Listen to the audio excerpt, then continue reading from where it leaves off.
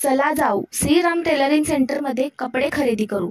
योग्य भाव, विनम्र सेवा देणारे 47 वर्षापासून ग्राहकांच्या सेवेसाठी कार्यरत असलेले Shriram tailoring centre, main road, Ichalkaranji येथे shirting, pant piece, jeans pant, T shirt व साडी अशा विविध खरेदीसाठी व एकाच छताखाली खरेदी करण्यासाठी चला जाऊ श्रीराम टेलरिंग सेंटरमध्ये।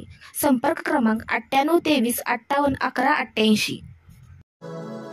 नमस्कार, मी राजू मेत्री, महाराष्ट्र आपल्यामध्ये आपलं स्वागत। पाहूया सविस्तर वृत्तांत। मेहबूब बांदार यांचा युक्तिवाद ग्राह्य मानून माननीय न्यायालयाने दीपक मसूद खून प्रकरणी संशयित माणिक उर्फ योगेश बळीराम कांबळे यांचे निर्दोष मुक्तता। इचलकरंजी दिनांक 31/8/2015 रोजी खंजिरे इंडस्ट्रियल इस्टेटच्या रिकामे जागेत रात्रीच्या सुमारास जुन्या वादातून घरातून बोलावून घेऊन इतर साथीदारांच्या मदतीने दीपक मारुती मसूद वय वर्ष 32 राहणार विठ्ठलनगर याच्या जुन्या वादातून लोखंडी पाईपच्या साह्याने खून केल्याच्या आरोपातील संशयित माणिक उर्फ योगेश बळीराम कांबळे राहणार हनुमाननगर तारदाळ याची इचलकरंजी येथील जिल्हा व सत्र न्यायाधीश श्री मिलिंद भोसले यांनी सबळ पुराव्याअभावी निर्दोष मुक्तता केली।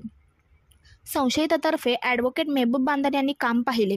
मयत दीपक याचा संशयित माणिक यांच्या कुटुंबियाशी असणाऱ्या जुन्या वादातून विधी संघर्ष बालक जाधव याची करवी दीपक यास 31/8/2015 रोजी घरातून बोलावून घेऊन रात्रीच्या सुमारास खंजिरे इस्टेटच्या रिकाम्या जागेत नेऊन लोखंडी पाईपच्या साह्याने संशयित माणिक अजित वाघमारे व जाधव यांचेवर शापूर पोलीस स्टेशन येथे दिनांक 31/8/2015 रोजी गुन्हा दाखल झाला।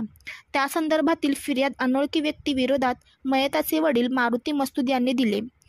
सदरचा खटला हा सत्र न्यायालयात वर्ग झाल्यानंतर त्याची सुनावणी सुरू झाली।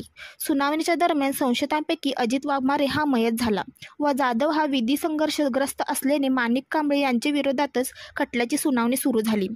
सरकार पक्षातर्फे फिर्यादी, मयताची आई, मयताची पत्नी, मयताचा भाऊ, वहिनी, निवेदन जप्तीवरचे पंच अशा साक्षीदारांच्या साक्षी नोंदवण्यात आल्या। बचाव पक्षातर्फे घटनास्थळ पंचनामा, पोस्टमॉर्टम रिपोर्ट्स, मयताचे कपडे जप्ती मान्य करण्यात आली। मात्र शेवटचे एकत्र पाहिलेले साक्षीदार नाहीत, हेतू सिद्ध होत नाही, उलट तपासापूर्वीचे कोणतेही भांडण नव्हते हे साक्षीदारांनी कबूल केले। प्रत्यक्षदर्शी पुरावा उपलब्ध नाही, परिस्थितीजन्य पुरावा सिद्ध होत नाही हा युक्तिवाद बचाव पक्षाचे वकील ॲडव्होकेट मेहबूब बांदार यांनी मांडला। सदर युक्तिवाद ग्राह्य मानून जिल्हा व सत्र न्यायालयाने सदर संशयित माणिक कांबळे यांची निर्दोष मुक्तता केली। सदर कामी ॲडव्होकेट बांदार यांना advocate Rachana Patil, advocate Sania Danwade, advocate Sheetal Shirdhone, advocate Ashfaq Desai, advocate Sikandar Shaikh, advocate Sakshi Ghorpade यांनी सहाय्य केले।